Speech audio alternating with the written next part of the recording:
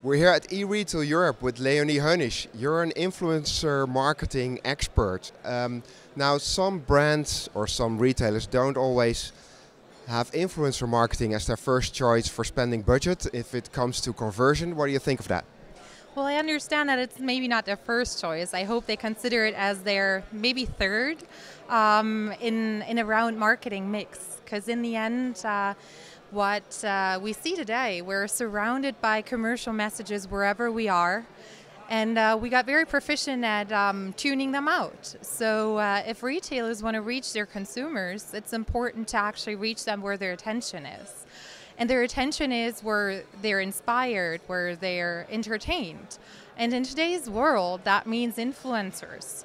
Be that on Instagram, be that on YouTube, on classic blogs, but they actually have the attention of our consumers.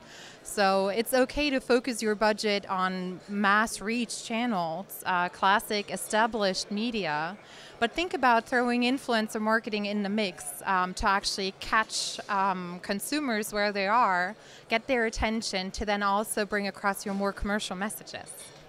So what influencer marketing is really effective for brands in terms of selling goods?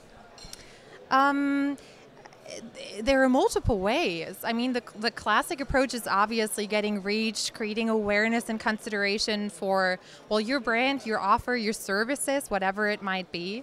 But if we think of co-created brands with influencers or special services like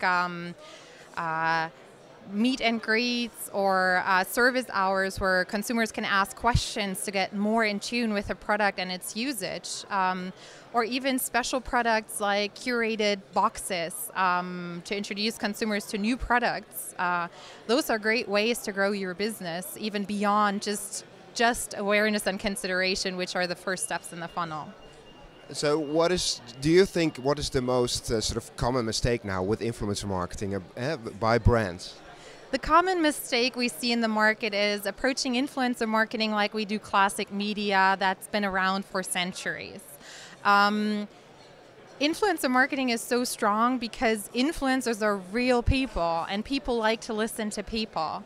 If we try to force influencers to become a poster or a TV ad, we actually risk what's making influencers great. And we need to, as advertisers, restrain ourselves and look at why we want to work with influencers in the first place and really make that the core aspect of a collaboration. So let them talk, let them tell their story and tell their audiences why you, with your services or your products, are relevant to them as well.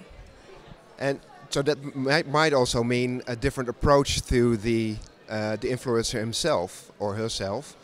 And I mean the contact you have with them. How do you do that? How do you go about that? Absolutely, it's different. It's different from what we know.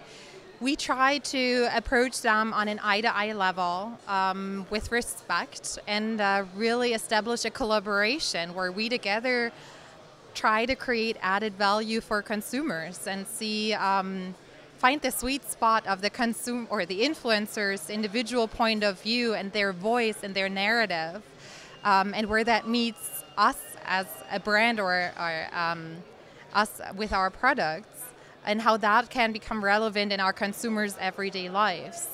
And when an influencer tells a story about how we are relevant in her own or his own life, this is where magic happens. Because if I, as an viewer or reader, read about that and I read, hey, this is how the product is relevant in that person's life, maybe that's relevant for me as well. So next time I'm out shopping and I see the product, I might be like, oh, I see how this can be relevant to me, so I might put it in my my grocery bag. Yeah. Well, thank you very much. Thank you very much.